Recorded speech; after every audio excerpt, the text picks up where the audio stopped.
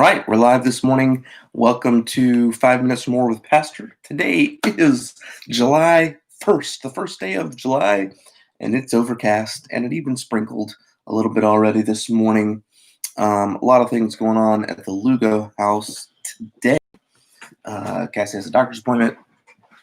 Our house is getting pressure washed, and we'll be getting painted later, I think maybe this week. And then next week, good morning, Melissa. Good to see you. Enjoyed having your boys for the camp out. And then today is the day that we set up church tent.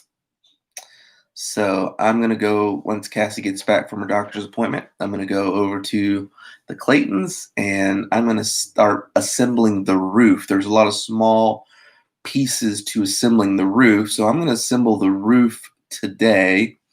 And then tonight, after some of the guys get off work, and I'm not saying he has to, Melissa, but if Chris wants to come, he's welcome to. I know he's showed an interest in helping in the past.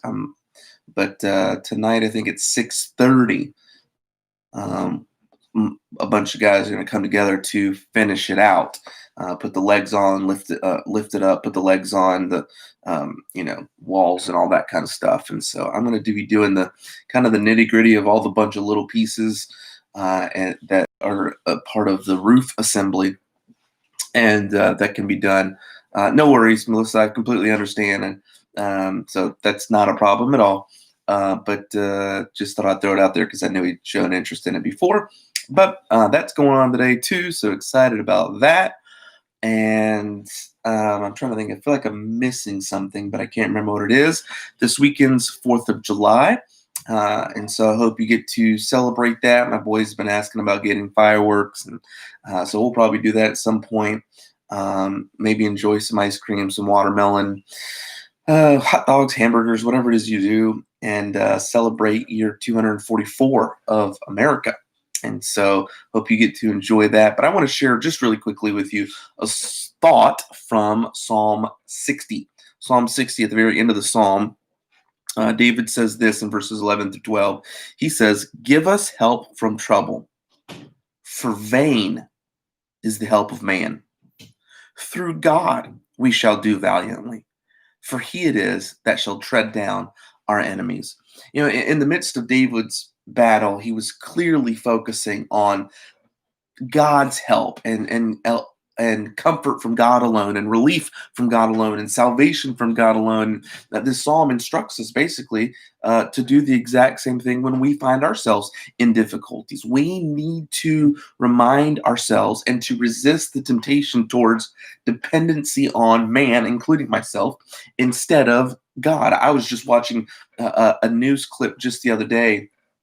I watch very little news, and I watch even less of CNN. But I was watching a news clip, I think, of Chris Cuomo, who was telling people in all of this that the help we need. He literally said, "We don't need to implore help from above." He said that the help we need is within each and every single one of us. It's within man. It's within ourselves. And boy, what a foolish and dangerous statement to say. David is clearly telling us, to resist temptation on dependency on man. God or David could have said it this way: that all he had seen God do had taught him to trust God for all that he had not seen. Because there were battles to be won, and there were difficulties to be overcome that it hadn't happened yet. But David had seen God win so many battles that he knew and could have the dependency that God would do it. He had learned the truth that God alone is reliable to give us the victory over and over again. I did not write this, but I want to read these words. A very wise man one time said this. He said, "Trust in yourself, and you're doomed to disappointment. Trust in your friends, and they will die and leave you. Trust in money, and you may have it taken from you. Trust in reputation, and some slanderous tongue may blast it. But trust in God, and you will never be confounded in time and eternity." David says, "Give us help from trouble, for vain is the help of man. Through God, we shall do valiantly. Can I encourage you to keep trusting the Lord? The song, little chorus, I just keep trusting my Lord as I walk along. I just keep trusting my Lord, and He gives a song. Though the storm clouds darken the sky or the heavenly veil, I just keep trusting my Lord. He will never fail. He's a faithful friend, such a faithful friend. I can count on Him to the very end. Though the storm clouds darken the sky or the heavenly veil, I just keep trusting my Lord.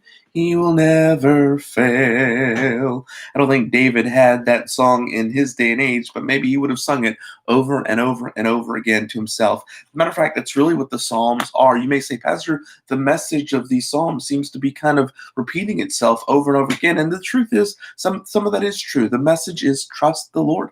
Trust Him. And these are David's songs of trust and reliance on God over and over again. And you know why there's so many of them in here? You know why there's 150 of them in here, and we look at them and we read them over and over again, and they're such an important part of our Bible, is because it is a message we need every single day. Keep trusting the Lord. Don't trust in man. Don't trust in this or that. Trust in the Lord. Trust in the Lord, and we'll do valiantly. I hope you do that today. I hope you trust the Lord, and you know that you will do valiantly in the strength of the Lord. I hope you guys have a great day, and we'll talk to you later.